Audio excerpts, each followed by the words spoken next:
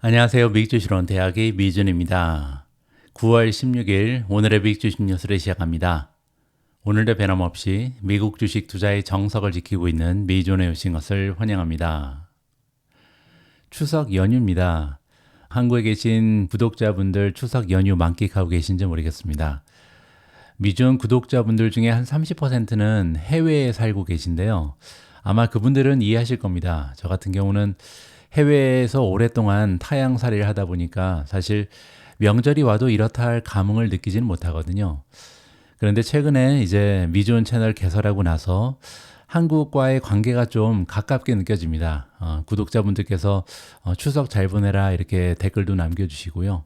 아무래도 한국에 계신 분들과 계속 소통을 하다 보니까 저 역시도 몸은 비록 멀리 떨어져 있지만 한국과 가까워지는 그런 느낌을 구독자분들 덕분에 만끽할 수가 있습니다. 지난 주말에는 아이들과 함께 양가 부모님께 이제 톡으로 영상 통화 인사를 드렸습니다. 한 10년 전만 해도 사실 전화만 드렸었는데요. 세상이 많이 좋아졌죠. 그래서 이제는 카톡 영상 통화를 통해서 이제 아이들의 재롱도 양가 부모님께 보여드릴 수가 있고요. 이렇게 얼굴 직접 뵙고 인사드릴 수 있어서 훨씬 더 마음이 따뜻합니다. 이렇게 우리가 살아가는 세상이 점점 변하고 있고요. 이런 중심에는 우리가 투자하고 있는 미국 기업들이 있습니다. 오늘도 미국 기업들이 어떠한 우리 삶의 변화를 추구하고 있는지 다양한 기사를 통해서 전달해 드릴 수 있도록 하겠습니다. 여러분들 추석 연휴라서 기분 좋으실 텐데요. 추석 연휴 맞이해서 시킹알파에서 할인도 제공하고 있습니다. 10월 1일부터 시킹알파의 프리미엄 멤버십 가격이 $299로 올라갑니다. 지금 진행되고 있는 프로모션을 통해서 가입하시면요. 굉장히 저렴한 가격에 가입하실 수 있고요. 또 한 가지는 시킹알파의 유로 프로그램인 알파픽 두 종목을 여러분들께서 무료로 획득하실 수 있는 기회가 마련되어 있습니다. 며칠 남지 않았으니까요. 이번에 진행되고 있는 추석 연휴 시킹알파 프리미엄 멤버십 할인 행사 꼭 활용하셨으면 좋겠습니다. 자, 그러면 9월 16일 추석 연휴를 맞이해서 보내드리는 오늘의 빅주식 뉴스 바로 시작합니다. 월요일 방송입니다. 오늘도 지난 한 주 동안 미국 증시에 어떤 일이 있었는지 시황부터 정리해 보도록 하겠습니다. 가장 먼저 S&P 500의 맵을 보시면요. 추석을 맞이해서 여러분들 편안하게 만끽하시라고 지난 한 주 동안 미국 증시가 너무나 큰 힘을 냈습니다. 보시는 것처럼 떨어진 종목의 수가 굉장히 제한적이고요. 특히 테크주들 위주로 굉장히 좋은 추세가 발견이 됩니다. 사실상 어도비 한 종목을 빼고 대부분의 종목이 푸른색을 보이고 있죠. 어도비 같은 경우는 지난주에 어닝 결과를 발표하고 나서 주가가 많이 떨어지면서 유일하게 빨간색을 보이는 테크 주식이 되고 있습니다. 그 밖에 메가테크 기업 위주로 굉장히 좋은 상승 추세를 보이는데요. 마이크로소프트가 무려 7.19% 한 주 만에 폭등을 했고요. 오라클이 플러스 14%를 넘기고 있습니다. 그 밖에도 구글이 플러스 4.10, 메타가 플러스 4.87, 아마존은 무려 8.8%나 폭등을 했고요. 테슬라 역시도 9.28% 상승했습니다.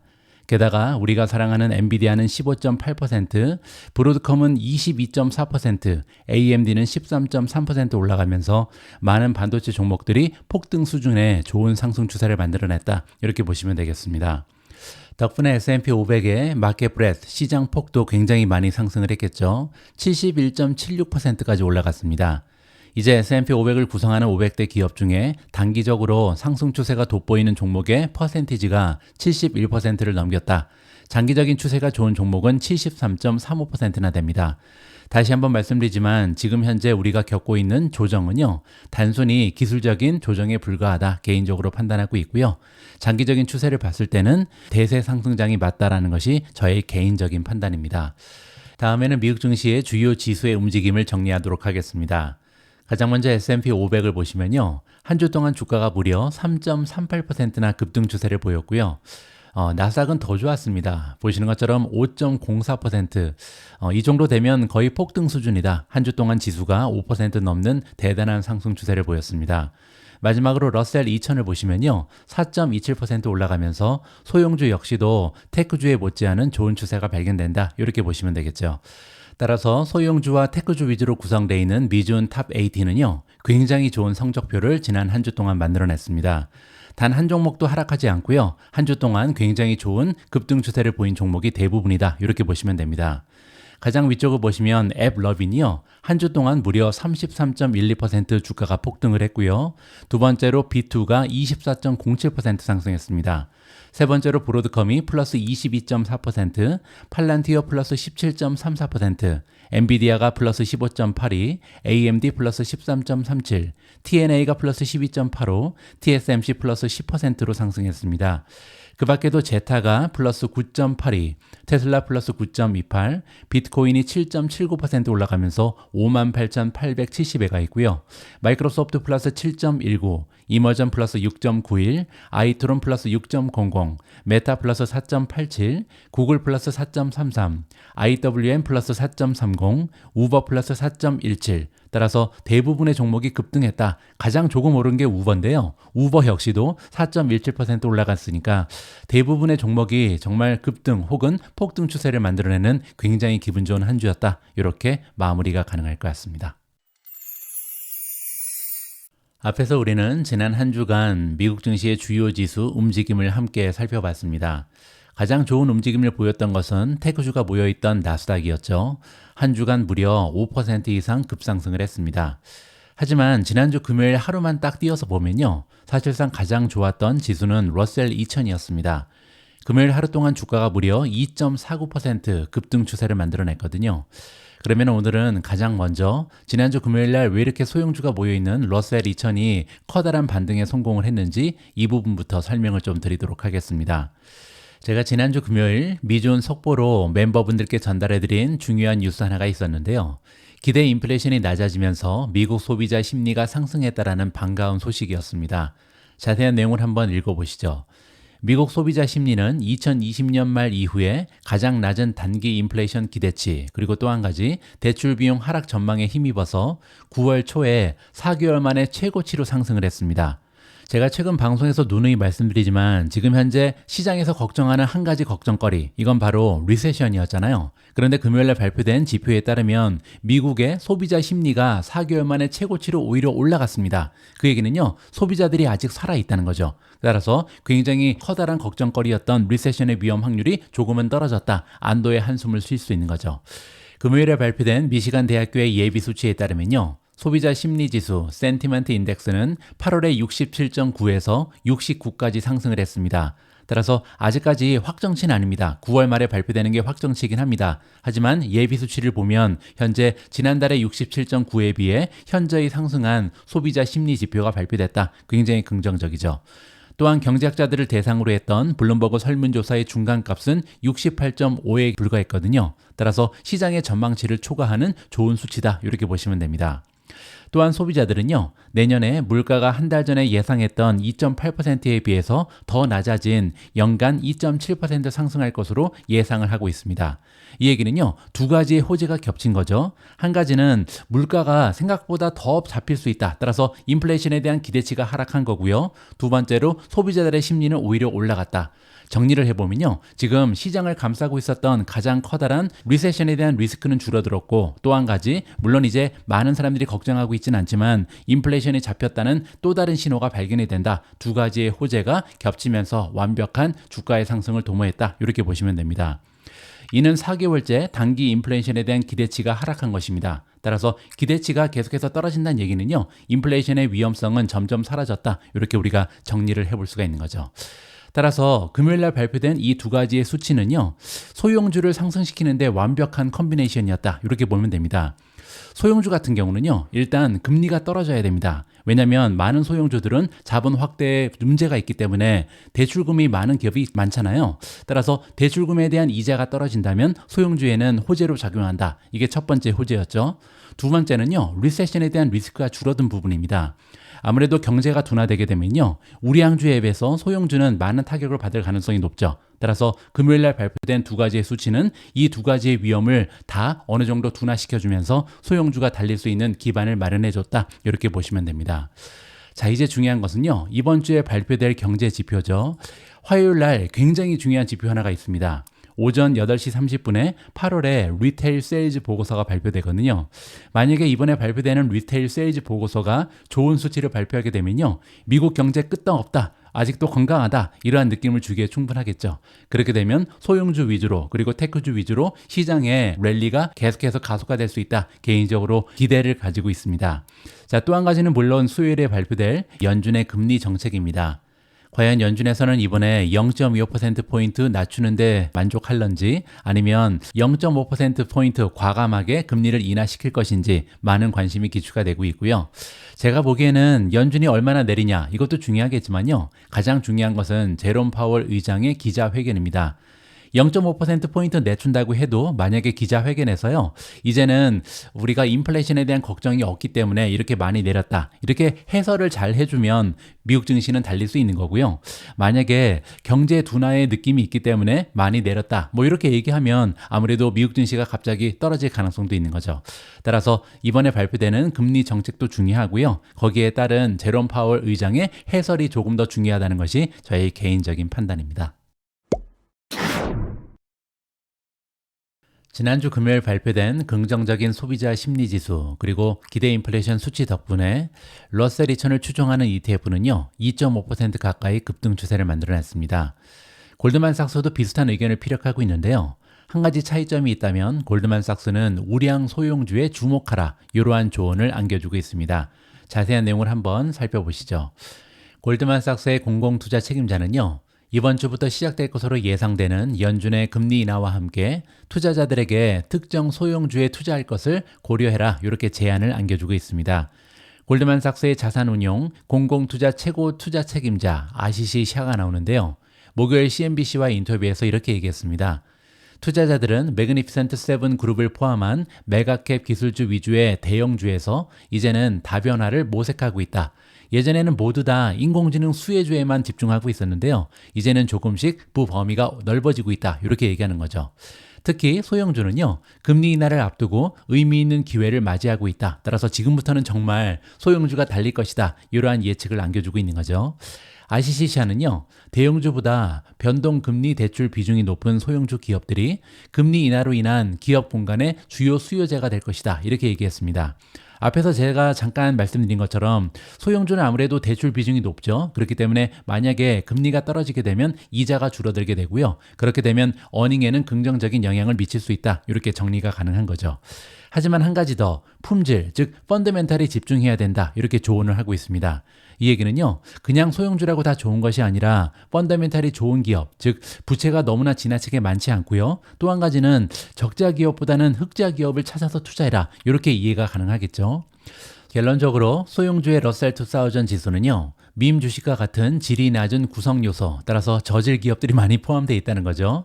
그렇기 때문에 매수하기가 힘들다, 투자가 좀 어려운 상황이다, 이렇게 얘기하고 있고요. 그는 자신의 편견을 인정하면서도 자기가 일하고 있는 회사 골드만삭스 스몰캡 코어 에퀴티 ETF를 선호한다, 이렇게 얘기했습니다.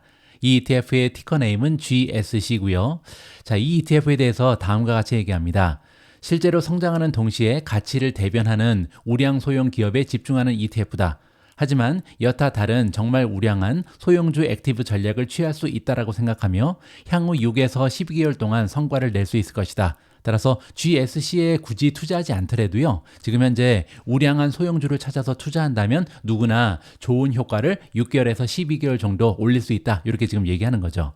올해 들어 지금까지 골드만삭스 스몰캡 코어 에퀴티 ETF는요 11.5% 상승하면서 러셀 2000 지수의 4.2% 상승을 앞질렀다라고 합니다. 따라서 지금까지 성적도 사실상 우량주가 모여있는, 우량 수용주가 모여있는 GSC가 IWM을 능가했고요. 앞으로도 계속 그럴 것이다라는 것이 골드만삭스의 주장인 거죠. 샤에 따르면요, 1월이 멀지 않았다. 따라서 소형주에게 최고의 달이 다가오고 있다라고 언급했습니다. 이 부분은 제가 지난주 방송에서 한번 언급드린 것 같은데요. 지금까지의 미국 증시 통계를 살펴보면요, 1월 달이 가장 좋은 달 중에 하나고요. 특히 소형주가 1년 중에 가장 좋은 것이 1월입니다. 따라서 지금부터 소형주를 모아놓는다면 굉장히 좋은 상승 추세를 우리가 즐길 수 있다, 이러한 주장이라고 보시면 될 것 같습니다. 샤는 또한 11월 미국 대선을 둘러싼 불확실성 때문에 사람들이 지나치게 주춤하고 있는 것이 정말 걱정스럽다, 안타깝다 이렇게 얘기했고요. 주의를 집중하지 않으면 주식시장에서 수익률을 확보하고 수익을 고정할 기회를 놓치게 될 것이다. 이 얘기는요, 이제 금리 인하가 정말 다가왔잖아요. 이번 주부터 이제 금리 인하가 나타나게 될 텐데 지금 정신 바짝 차리고 투자하지 않으면 굉장히 소중한 투자의 기회를 날릴 것이다. 이렇게 지금 얘기하는 거죠. 따라서 지금은 미국 증시에 올인해야 되는 굉장히 소중한 투자 기회다. 이러한 의견으로 파악이 가능합니다. 저 역시도 소형주가 지금부터는 조금 더 여태까지의 모습보다는 좋지 않을까 기대를 가지고 있는데요. 저는 개인적으로 골드만삭스의 GSC보다는 IWM이 조금 더 추세가 좋을 것으로 전망을 합니다. 그 이유는 뭐냐면요. 우리가 소형주에 투자한다는 것은 어차피 리세션이 오지 않는다는 전제에 가능한 거거든요. 리세션이 찾아온다면 GSC도 그렇고 IWM 둘 다 폭망할 가능성이 높죠. 자, 그래서 만약에 리세션이 발생하지 않는다면요. 지금까지 추세가 좋지 않았던, 즉 리세션에 대한 우려 때문에 달리지 못했던 IWM, 즉 러셀 2000이 조금 더 좋은 상승 추세를 만들어낼 가능성이 높다. 개인적으로 판단합니다. 자, 따라서 이번에는요, iShares Russell 2000 ETF, 즉 IWM의 모멘텀을 한번 점검해 보도록 하겠습니다. 26가지의 모멘텀 지표 중에 단 한 가지만이 매도를 주장하고 있고요. 10가지는 중립, 그리고 15가지는 매수 의견을 주고 있습니다. 따라서 모멘텀이 굉장히 좋은 추세를 보인다, 개인적으로 판단하고 있고요. 이번에는 주가 차트 하나를 보여드릴 텐데요. 굉장히 흥미진진한 주가 차트가 발견이 됩니다. 가장 먼저 5년 주가 차트를 보시면요. 러셀 2000 ETF 같은 경우는 한동안 횡보를 하다가 그 횡보를 끊어냈죠. 따라서 지금부터는요. 계속해서 우상향하는 좋은 느낌을 받을 수가 있겠습니다. 그리고 이 부분만 좀 확대를 해서 보기 위해서 1년 주가 차트를 보시면요. IWM 같은 경우는 한동안 1년 가까이 지금 상승 채널 안에서 주가가 오르락 내리락하고 있는데요. 이러한 추세가 계속해서 이어질 수 있다면 가면 갈수록 고점이 상승하는 좋은 추세가 이어질 가능성이 높다. 개인적으로 기대를 하고 있습니다. 자, 여기 보시면 한 230까지는 무리 없이 올라가지 않을까. 왜냐면 지금 상승 채널이 굉장히 구체화되고 있고 1년 가까이 같은 모습이 보여주고 있기 때문이죠. 한 가지 더 고무적인 부분은 뭐냐면요. 정고점이 여기 있습니다. 보시는 것처럼 226 정도가 있죠. 그래서 여기가 뚫리게 되면요. 한동안 계속해서 상승하면서 이러한 상승 추세가 오히려 더 가속화되지 않을까. 혹시 이 채널을 뚫고 급격하게 상승하는 모습을 보여주지 않을까. 이렇게 기대감을 한번 가져볼 만합니다. 지금부터는 개별 종목에 대한 소식을 전달해 드리도록 하겠습니다. 가장 먼저 전달해 드릴 뉴스는 테슬라 관련된 소식이고요. 테슬라가 1억 번째 배터리를 생산했다라는 반가운 소식입니다. 테슬라는 배터리를 많이 만듭니다. 그리고 이제는 새로운 직원으로부터 예상치 못한 도움을 받고 있다라고 시작하는데요. 새로운 직원이 누군지 조금 이따 살펴보시죠. 토요일 테슬라는 1억 번째 4680 배터리셀을 제조했다는 소식을 트위터에 올렸습니다. 이 배터리는요, 더 많은 에너지, 더 긴 주행거리, 더 낮은 제조 비용을 가능하게 하는 테슬라의 가장 크고 진보된 배터리다. 이렇게 보시면 되겠죠. 이 배터리를 왜 4680이라고 부르는지 그 이유가 설명되고 있는데요. 숫자는 크기를 나타낸다고 합니다. 원통형 배터리의 지름은 46mm고요. 길이는 80mm인데요. 일반적인 AA 배터리의 지름은 14mm, 길이는 50mm이기 때문에 상당히 큰 규모의 배터리다. 이렇게 보시면 되겠죠. 테슬라 자동차에는 총 1000개의 배터리 셀이 들어갈 수 있다고 합니다. 따라서 지금까지 1억 개를 생산했기 때문에 1억 나누기 1000개를 하면요. 테슬라는 약 10만 대의 전기 자동차에 사용할 수 있는 충분한 4680 배터리를 만든 셈이죠. 테슬라는 2024년에만 약 180만 대의 배터리를 생산할 것으로 예상이 됩니다. 따라서 지금까지 10만 대 정도를 책임졌다. 그 얘기는요. 아직까지도 4680 배터리셀의 생산량을 늘리기 위해 해야 될 일이 너무나 많이 남아있다. 이제 시작에 불과하다. 이렇게 볼 수가 있는 거죠. 그리고 한 가지 희소식이 있는데요. 이 작업 중의 일부는 테슬라의 AI 훈련 휴머노이드 로봇인 옵티머스를 사용하여 수행될 것으로 보인다. 굉장히 재미있는 기사가 발표되고 있습니다. 지난 주말에 이 이정표를 알리는 트윗에는요. 배터리를 들고 있는 옵티머스의 사진이 포함되어 있었습니다. 바로 이 사진인데요. 현재 옵티머스가 배터리를 분류하는 영상이 X에서 유포되고 있는 상황이고요. 한 직원에 따르면 옵티머스가 1억 개 돌파에 아주 작은 역할을 했다. 따라서 아직까지는요, 옵티머스의 지원 역할은 굉장히 미미하다, 이렇게 볼 수가 있는데요. 1억 개는 사실 많은 숫자가 아니라 그랬잖아요. 아까 10만 대 정도의 전기차에 들어가는 배터리에 불과하다. 따라서 앞으로 다가오는 미래에 테슬라가 이 배터리의 생산량을 급격하게 올려야 될 필요가 있는데요. 거기에 주요한 역할을 할 수 있는 것이 바로 옵티머스다. 이런 식으로 해설이 가능하겠죠. 테슬라는 2021년 말부터 노동력 절감 로봇의 잠재력에 대해서 이야기하기 시작했습니다. 물론 처음에는요, 로봇 수트를 입은 인간 댄서가 등장했었죠. 인간 댄서가 등장한 지 1년 후 테슬라는 실제 테슬라에서 제작한 춤추는 로봇을 시연한 바 있습니다. 그리고 이제 옵티머스는 작은 작업을 하고 있다. 드디어 생산량 그리고 효율성을 극대화시키는데 작은아마 일조를 하기 시작했다. 이렇게 긍정적으로 볼 수가 있겠죠. 테슬라는 자율주행 기술을 훈련하는 방식과 유사하게 AI 기반 컴퓨팅을 사용해서 옵티머스를 훈련시킵니다.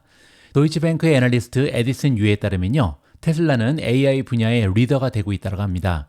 또한 옵티머스와 자율주행 자동차는요, 테슬라 AI 기술의 초기 응용 분야에 불과하다. 따라서 앞으로도 갈 길이 굉장히 많다. 무궁무진한 잠재력을 가지고 있다. 이렇게 얘기하는 거죠. 하지만 그는 로봇은 아직 먼 미래의 일이다. 이렇게 얘기하고 있고요. 테슬라 주식을 매수 등급으로 평가하고 목표 주가는 295달러를 주고 있습니다. 자, 그리고 로봇이 가져다주는 잠재적 기회는요, 이 목표 가격에서 22달러를 차지한다고 합니다. 따라서 아직까지 테슬라라는 기업이 가지고 있는 가치의 10%에 미치지 못하는 것이 로봇이다. 이렇게 지금 조심스러운 전망을 안겨주고 있는 거죠. 그런데 이 전망은요, 2035년까지 로봇을 20만 대 판매를 기준으로 한 것이다. 따라서 굉장히 보수적인 느낌이다. 이렇게 볼 수가 있는 거고요. 만약에 이 타임라인이 보수적인 것으로 판명이 된다면 22달러는 더 높아질 가능성이 있다. 100달러를 넘어갈 수도 있는 거죠. 테슬라의 판매 가능한 로봇의 타임라인은요, 아직 누구나 추측만 가능하지만 지난 3년 동안 많은 진전을 이루었다. 긍정적인 코멘트로 마무리가 되고 있습니다. 제가 볼 때는요, 2035년에 로봇을 20만 대 판매할 것으로 기대한다. 이것은 지나치게 낮은 수치가 아닐까 판단하고 있습니다. 그 이유는 뭐냐면요, 지금 현재 로봇과 연관되어 있는 기술력이 바로 인공지능이잖아요. 그리고 인공지능이라는 기술력은 다른 기술력과 한 가지 다른 점이 있습니다. 인공지능은요, 매출만 늘려주는 기술력이 아니잖아요. 이거는 비용도 절감해주고 시간도 절감해주고 그리고 노동력도 절감해줍니다. 그 얘기는요, 생산성과 효율성이 극대화되는 거죠. 따라서 과거에 나타났던 기술력에 비해서 시대의 흐름을 빨리 진행될 수 있게끔 도와주는 기술력이 인공지능이기 때문에 아마도 우리가 지금 예상하는 것보다 대부분의 기술력은 생각보다 빨리 실현될 수 있다는 것이 저의 개인적인 바람이자 예상이다. 이렇게 마무리가 가능합니다. 다음으로 준비된 기사 역시도 테슬라 관련된 소식입니다.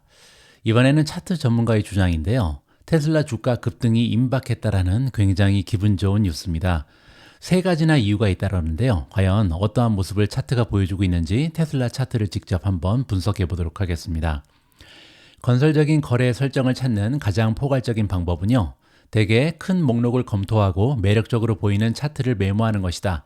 이 얘기는요, 내가 지금 관심을 가지고 있는 굉장히 좋은 기업의 스토리가 좋은 종목을 쭉 나열해 놓고요, 거기에 대한 차트를 하나하나 보면서 어떤 종목이 차트가 예쁜지 이렇게 한번 투자 종목을 찾아보는 것이다. 이렇게 지금 본인의 투자 전략을 설명하는 거죠. 그런데 사실 이 방법도 완벽하지는 않다라고 합니다. 그중 하나 이유는 뭐냐면요, 주식의 심볼이 종종 편견을 불러일으키기 때문에 이름을 보면 아무래도 조금 편견을 가질 수밖에 없잖아요. 그리고 테슬라가 그 완벽한 예다. 그래서 저는 긴 목록을 살펴볼 때 일부러 차트의 종목 심볼을 보지 않는 경우가 많다라고 합니다. 그러니까 기업의 이름을 보지 않고 차트만 보고요, 차트가 굉장히 예쁜 종목이 뭔가 이렇게 역으로 확인을 한다. 이렇게 이해가 가능하겠죠. 차트만이 잠재적인 매수 또는 매도 결정에 영향을 미치는 요인이 되기를 원하기 때문에 이런 식으로 주식을 발굴한다라고 설명을 하고 있고요. 바로 이런 이유로 테슬라가 떠올랐다. 왜냐면요, 매력적인 차트 설정을 이미 알아차렸고 그리고 나서 어떤 종목인지 깨달았다. 따라서 지금 현재 테슬라 주식이 굉장히 좋은 주가 차트를 보여주고 있다. 이렇게 설명을 하고 있습니다. 자, 첫 번째로 일일 강세 패턴이 나오는데요. 가장 먼저 눈에 들어온 것이 바로 일봉 차트라고 합니다. 따라서 일봉 차트부터 시작을 하겠다. 테슬라는요, 강세 컵앤핸들 패턴의 완성이 가까워지고 있다라고 합니다. 최근에 고점이었던 234달러만 돌파하면 286달러 부근에서 상승 목표가 형성될 것이다. 자, 이게 무슨 얘기냐면요. 여기 보시면 컵이 있고 핸들이 나오잖아요. 따라서 이러한 컵 앤 핸들이 완성되기 일보 직전이라는 거죠. 따라서 234달러를 돌파하게 되면 컵 앤 핸들이 완성이 되면서 286까지는 달릴 수 있을 것이다. 이렇게 긍정적인 예상을 안겨주고 있습니다. 스톱로스, 스톱로스는 하락할 때 얼마에 팔아야 되나, 손절을 해야 되나, 이러한 목표 주가죠. 자, 여기 나와 있는 것처럼 스톱로스는요, 패턴의 핸들, 그리고 200일 이동 평균의 저점을 포함하는 210에서 200달러 구간에서 설정하는 것이 좋다라고 조언을 해주고 있습니다. 이 얘기는요, 만약에 테슬라 주가가 떨어져서 여기 200일 이평선이 있죠. 202.47에 지금 형성이 되어 있는데요. 이 밑으로 만약에 떨어지게 되면 그때는 팔아야 된다, 매도해라, 이러한 조언이라고 보시면 됩니다. 또 한 가지, 이번에는요, 주간 차트인데 주요 하락 추세선을 한번 살펴보면 좋을 것 같습니다. 주간 차트로 확대하면 테슬라는요, 2024년에 저조한 실적을 지금까지 보였습니다. 2024년 1월부터 지금까지 7% 하락했죠. 하지만 긍정적인 부분이 하나 있는데요. 2023년 초부터 저점을 계속해서 높여가고 있다고 합니다. 그리고 이는 건설적인 발전이다.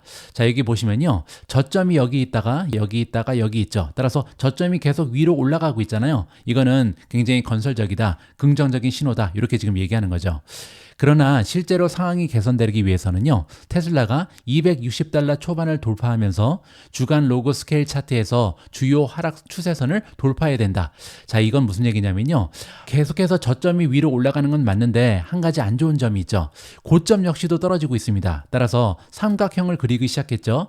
삼각형을 그렸을 때는요, 보통 만나는 지점에서 위로 올라가게 되면 굉장히 많이 급상승할 수 있고요. 만약에 삼각선이 만나는 지점에서 떨어지게 되면 급격하게 하락할 가능성도 있는 거죠. 따라서 지금 중요한 것은요, 계속해서 고점이 하락하고 있고 저점은 올라가고 있기 때문에 이러한 고점이 뚫리는가 아니면 저점이 뚫리는가, 이게 중요하다고 얘기하는데요. 지금 이 전문가가 얘기하는 거는 이러한 추세선을 뚫고 위로 올라가야 된다, 이러한 얘기를 하고 있는 겁니다. 따라서 테슬라가 260달러 초반을 돌파하면서 이러한 하락 추세선을 돌파해야 된다, 끊어줘야 된다, 이러한 주장이라고 보시면 됩니다. 따라서 아래의 잠재적인 돌파 시도가 실현된다면 장기적인 추세에도 의미 있는 영향을 미칠 것이다, 이렇게 얘기하고 있고요. 자, 세 번째 긍정적인 모습을 얘기하고 있는데요. 뚜렷한 거래 단계입니다. 주식의 거래가 시작된 시점으로 거슬러 올라가면, 이 얘기는요, 테슬라가 상장했을 때부터 한번 넓은 범위에 굉장히 장기적인 테슬라 주가 차트를 살펴보자는 거죠. 그렇게 되면요, 테슬라 주가의 움직임은 뚜렷하게 다른 두 가지 단계로 정의가 된다고 합니다. 첫 번째 단계는요, 변동성이 큰 박스권에서의 3번의 길었던 횡보가 있고요. 또 한 가지는 2번에 걸쳐 나타났던 상당한 돌파가 바로 그것이다. 자, 여기 나와 있죠. 여기 보면 박스권에 갇혀 있죠. 그리고 나서 굉장히 커다란 폭으로 상승 추세가 보이고요. 그리고 나서 또 한 번의 박스권, 그리고 굉장히 많이 상승했죠. 그리고 또 한 번 지금 박스권이 형성되고 있다. 따라서 장기적으로 봤을 때는요, 박스권이 지금 3번이 나타나는 거고요. 2번의 돌파가 있었다, 이렇게 정리가 가능한 거죠. 자, 이러한 돌파는 2013년과 2019년 두 번에 걸쳐서 일어났고요. 장기적인 관점에서 볼 때 현재 테슬라는 세 번째 변동성 박스권 거래 범위에 속한다. 따라서 지금 현재도 박스권에 머물러 있는 것이 테슬라다, 이렇게 주장을 하는 거죠. 2022년 초에 사상 최고가, 즉 414달러를 찍었고요. 그리고 나서 아직까지 그 수준을 밑돌고 있는 것이 테슬라의 주가 모습이다, 이렇게 보시면 됩니다. 그러나 테슬라는 결국 주요 돌파로 이어졌던 이전의 박스권 기간 거래와 매우 중요한 한 가지 특징을 공유하고 있다고 합니다. 그게 뭐냐면요, 단연간의 강세 형성을 위한 첫 번째 단계인 단연간의 고점을 만들고 있다는 거. 그건 뭐냐면 몇 년간 고점을 돌파하지 못했다. 따라서 테슬라가 과거에 급상승했던 그런 시기를 보면요, 항상 전고점이 굉장히 오랫동안 이어졌다, 뚫지 못했다, 이러한 역사적인 사실을 보여주고 있는 거죠.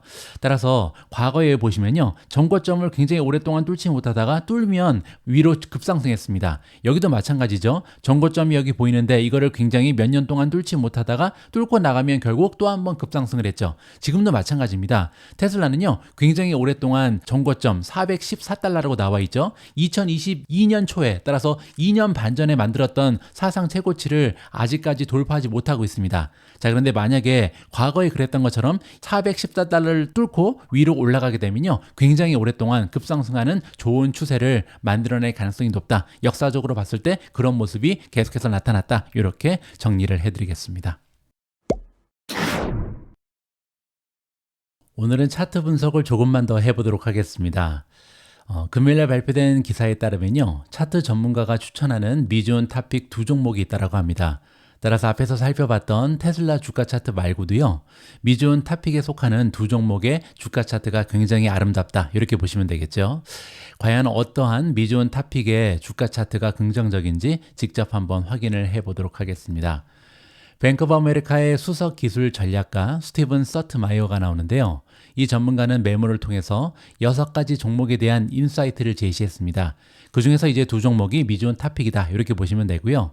강세 종목 중에 가장 먼저 브로드컴의 주가 차트를 보여드리도록 하겠습니다. 브로드컴은요, 강세 삼각형 돌파를 주시하고 있는 주식이다, 이렇게 설명해 주고 있고요. 170에서 173을 결정적으로 넘어서면 삼각 수렴이 확인되고 6월 말 고점인 185를 넘어서 214 패턴 수준까지 상승할 수 있다, 이러한 긍정적인 전망을 제시하고 있습니다. 따라서 185를 넘어서 214까지는 오를 수 있다. 근데 거기에 한 가지 전제 조건이 있는데요. 삼각 수렴이 확인돼야 된다. 자, 여기에 대해서 잠깐 주가 차트를 보면서 설명을 드리죠. 자, 보시는 것처럼요, 지금 브로드컴의 주가 차트는요, 계속해서 저점이 위로 올라가고 있죠. 이건 굉장히 긍정적입니다. 자, 그런데 한 가지 더, 7월 달부터 지금까지 고점이 하락하고 있습니다. 따라서 여기에 삼각형이 지금 보이잖아요. 그리고 아까 제가 말씀드린 것처럼 삼각 수렴이 나타나게 되면요, 여기에서 과연 위로 돌파하는지 아니면 아래로 돌파하는지, 이게 굉장히 중요합니다. 따라서 차트 전문가가 얘기하는 건 뭐냐면요, 브로드컴 같은 경우는 이러한 추세선을 위로 뚫고 나가야 된다는 얘기입니다. 현재 주가가 추세선 가장 위까지 올라가 있죠. 근데 여기를 뚫고 만약에 전고점이었던 172.9 여기를 돌파하게 되면요, 그때부터는 상당한 폭으로 주가가 급상승할 가능성이 높다. 그렇게 되면 214까지도 가능하다. 이러한 긍정적인 전망이라고 보시면 될 것 같습니다. 자, 밑으로 내려와서 한 가지 종목을 더 볼 텐데요. 이번에는 팔란티어입니다. 팔란티어 역시 큰 폭의 바닥 돌파를 형성하고 있다고 하고요. 즉각적인 패턴은 이번 주 상승 갭인 32.47에서 31.58보다 강세지만 30에서 27.5달러 범위를 유지하게 되면요, 더 커다란 돌파를 그대로 유지할 수 있다라는 긍정적인 전망입니다. 자, 지금 나와 있는 것은 팔란티어 주식의 6개월 주가 차트인데요. 일단 가장 긍정적인 부분은 한동안 박스권에 갇혀 있었던 팔란티어가 위로 돌파를 했잖아요. 그래서 여기부터는 사실상 상승 채널을 만들어내고 있습니다. 박스권인데 위로 올라가고 있는 거잖아요. 따라서 이 안에서 오르락 내리락을 반복하는 굉장히 긍정적인 추세가 발견되는 거죠. 자, 하지만 한 가지 부정적인 부분이 있는데요. 지금은 이러한 상승 채널의 가장 위에까지 올라가 있습니다. 물론 이러한 상승 채널을 뚫고 나간다면 굉장히 커다란 폭으로 급상승할 가능성도 있지만, 제가 볼 때는 지금 현재 굉장히 높은 수준까지 올라가 있기 때문에 여기에서 다시 한번 내려갈 가능성이 있다는 거죠. 그리고 여기서 차트 전문가가 얘기하는 건 뭐냐면요, 여기서 떨어지더라도 만약에 30달러 아니면 27달러 50센트 이 범위에서 추가적으로 떨어지지만 않는다면, 따라서 이러한 상승 채널 안에서만 놀 수 있다면 다시 한번 반등하면서 지속적인 상승 추세가 유지될 것이다. 이러한 전망으로 확인이 가능합니다. 다음에는 아주 오래간만에 마이크로 스트래티지 관련된 소식을 준비했습니다. 미준 멤버분들께서는 이미 알고 계신 것처럼 저는 비트코인 관련해서 마이크로 스트래티지를 아직까지 보유하고 있습니다. 물론 이제 미준 탑픽에는 B2라는 ETF 하나만 들어가 있죠. 지난주 금요일 마이크로 스트래티지의 주가가요, 무려 8%나 급등했는데요. 그 이유는 비트코인을 11억 달러 추가 매입했다라는 발표가 있었기 때문입니다. 구체적인 내용을 한번 읽어보시죠. 금요일 설립자 마이클 세일러가 8월 6일부터 9월 12일 사이에 11억 달러 상당의 비트코인을 추가 매입했다, 이렇게 밝힌 이후에 마이크로 스트래티지의 주가는 무려 8% 이상 하루 만에 급등을 했습니다. 주가는 한 주 동안 무려 24%나 폭등했고요. 올해 들어서는 124% 상승하는 굉장히 좋은 추세를 만들어내고 있죠. 셀러는요, 소셜미디어 플랫폼 X에 게시물 해서 지난 4년간 매입해온 마이크로 스트래티지의 비트코인 평균 구매 가격이 코인당 38,585달러다, 이렇게 밝혔습니다. 비트코인은 현재 6만 달러 가까운 가격에 거래가 되고 있죠. 따라서 성공적인 투자였다, 이렇게 보시면 되고요. 마이크로 스트래티지가 보유한 24만 4,800개의 비트코인의 현재 가치는 146억 달러에 달합니다.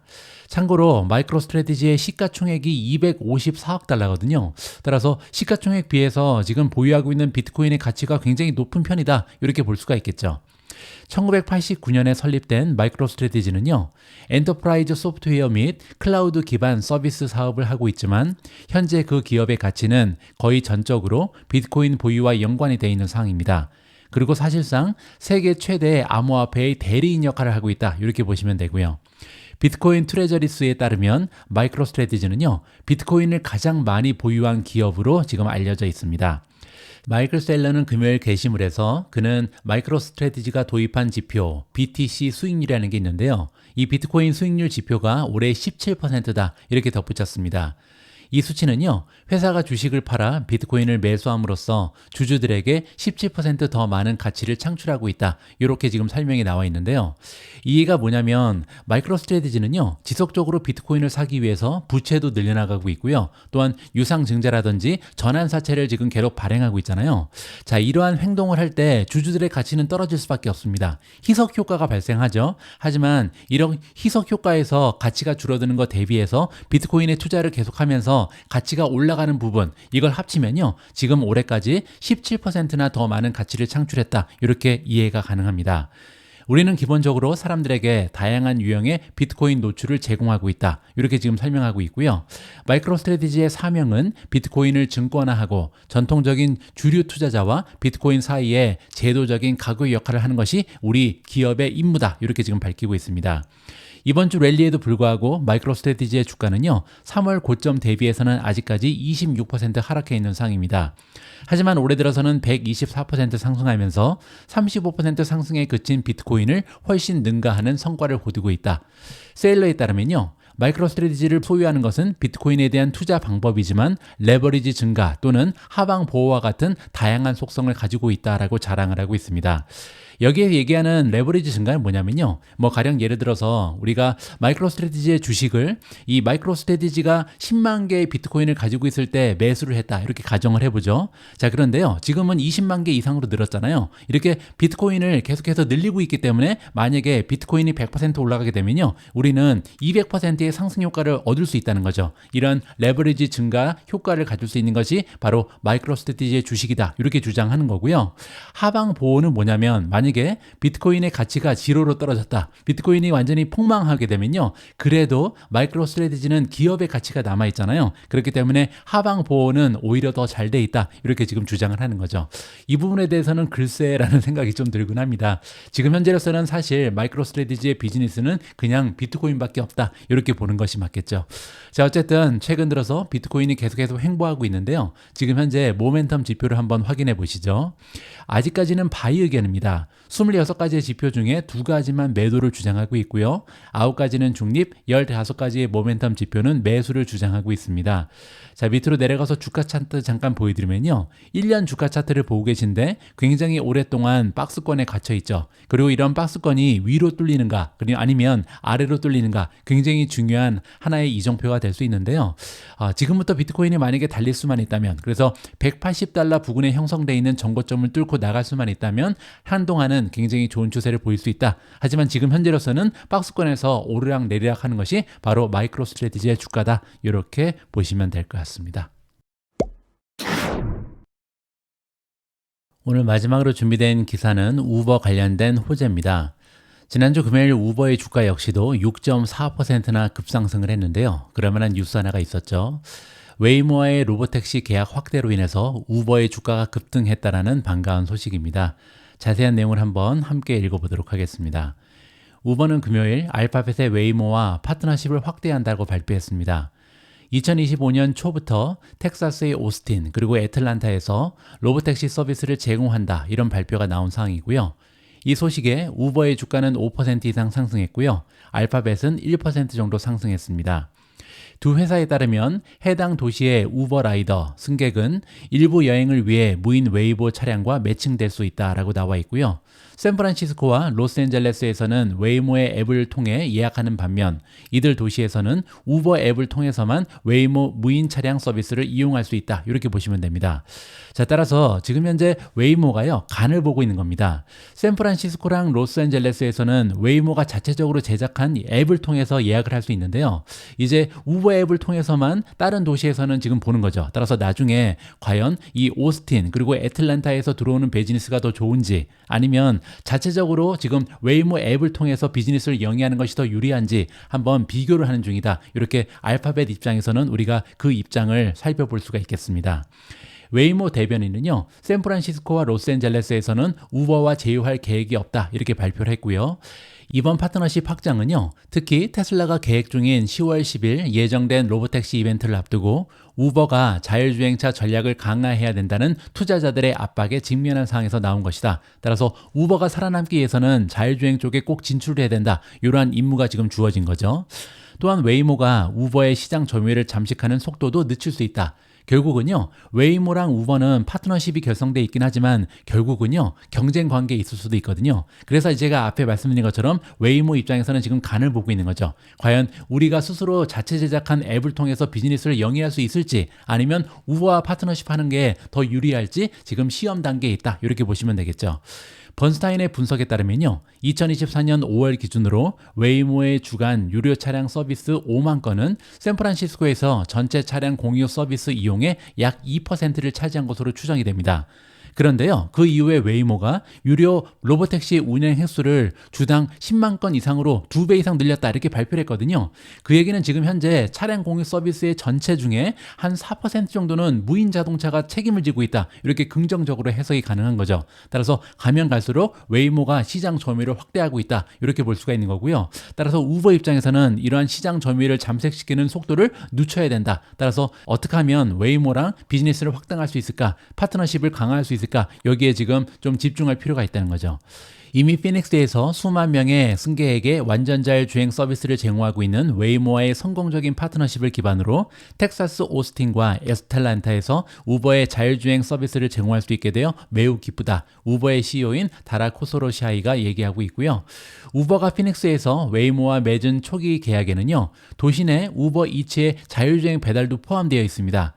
하지만 웨이모 대변인에 따르면요, 오스틴 그리고 애틀랜타에서의 확장은 아직까지 우버 이츠는 포함되지 않을 거고요. 향후에 그 가능성을 모색하고 있다, 이렇게 발표가 나왔습니다. 다음에는 웨이모의 공동 CEO 테케드라 마와 카나의 논평입니다. 지금까지 웨이모 1 승객들의 긍정적인 피드백에 매우 기뻤으며 우버와의 파트너십을 통해 이들 도시에 웨이모의 드라이버의 편안함, 편리함, 안정성을 제공할 수 있기를 고대하고 있다라고 얘기했습니다. 물론 내심 우버가 없이도 우리가 혼자 살아남았으면 하는 바람을 가지고 있겠죠. 이번에 발표된 두 도시로의 확장은요, 2020년에 자체 자율주행 사업부를 매각하고 로보택시 진출의 발판을 마련하기 위해 고분분투하고 있는 우버가 로보택시 분야로 진출하기 위한 또 다른 단계로 우버는 현재 웨이모, GM의 크루즈, 그리고 소프트뱅크의 지원을 받는 영국 스타트업 웨이브와 파트너십을 맺어 입지를 다지고 있습니다. 따라서 우버의 전략은요, 가능한 한 많은 자율주행 기업과 파트너십을 결성해서 플랫폼은 우버를 이용할 수 있게끔 이렇게 이끌고 있는 거죠. 나중에 중요한 점은요, 과연 우버랑 테슬라가 손을 잡을 것인가, 굉장히 많은 관심이 나중에 집중될 것 같습니다. 우버는 지난 8월 내년부터 앱을 통해 자율주행 차량 서비스를 제공하기 위해 GM의 크루즈와 단연간의 파트너십을 체결한다, 이렇게 발표한 바가 있는데요. 그러고 나서 주가가 하락했죠. 따라서 웰스파고의 애널리스트 켄 가일스키의 의견에 따르면요, 크루즈의 과거 안전 문제를 투자자들이 회의적으로 보고 있다, 이렇게 지금 설명을 하고 있습니다. 대신에 투자자들은요, 웨이모와의 파트너십이 계속해서 좀 확장되기를 기대하고 있다, 이렇게 볼 수가 있는 거고요. 한편 웨이모는 자율주행 경쟁에서 빠르게 발전하고 있습니다. 현재 샌프란시스코, 로스앤젤레스, 피닉스에서 일반인에게 로보택시 서비스를 제공하고 있는 것이 바로 구글의 웨이모고요. 올해 6월까지 2,200만 마일 이상을 주행했고, 지난주에는요, 자사의 차량이 인간 운전자보다 안전하다, 이렇게 주장하는 보고서를 발표하기도 했습니다. 8월에는요, 구글 직원들과 함께 베이 지역 고속도로에서 무인 자동차 테스트를 시작했고요. 따라서 계속해서 그 범위를 넓히고 있는 거죠. 시내뿐만 아니라 결국은 고속도로까지 진출하겠다, 이러한 지금 시험 단계에 있는 것을 우리가 확인해 볼 수가 있을 것 같습니다. 9월 16일 오늘의 미국 주식 뉴스는 여기까지입니다. 추석 연휴에도 불구하고 이렇게 미중과 함께 해주셔서 감사합니다. 추석 연휴에도 미국 증시는 열리죠. 그래서 저 역시도 내일 방송에서도 여러분들 투자 활동에 도움될 수 있는 다양한 정보 취합해서 다시 찾아뵙도록 하겠습니다. 우리 모두가 미국 주식 투자로 은퇴하는 그날까지 다 함께 화이팅입니다. 행복한 하루 되세요. 감사합니다.